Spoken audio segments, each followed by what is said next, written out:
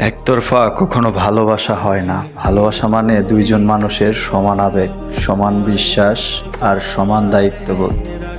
একজন যদি সারাক্ষণ দিয়েই যায় আর অন্যজন শুধু নিয়েই যায়, সেটা ভালোবাসা না, সেটা একটা মিথ্যে আশ্বাস। আর সংসার সংসার তো আরো বড় দায়িত্ব। শুধু একজনের ত্যাগে, একজনের চেষ্টায় কখনো সংসার টিকে থাকে না। দুজনকেই সমান হতে ধরে রাখতে হয়, সমান মন থেকে বুঝতে হয়। তাই সংসারের যে কোনো বিষয় নিয়ে দুজনেরই খোলাখুলি কথা বলা খুব জরুরি। মনের মধ্যে জমিয়ে না রেখে একে অপরকে বুঝিয়ে বলা, ভুল হলে শুধরে নেওয়া আর একসাথে বসে সিদ্ধান্ত নেওয়া।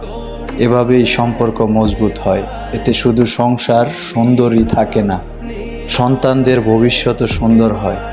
কারণ বাবা মায়ের বোঝাপড়া দেখেই একটা সন্তান শেখে ভালোবাসা কাকে বলে, সম্পর্ক কিভাবে টিকিয়ে রাখতে হয়।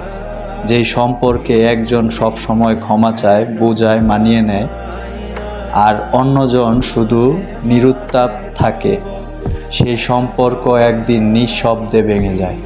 তাই মনে রাখবেন, ভালোবাসা একটানা যায় না, সংসারও একা বওয়া যায় না। দুজন মিলেই গড়তে হয় একটা সুন্দর আগামী।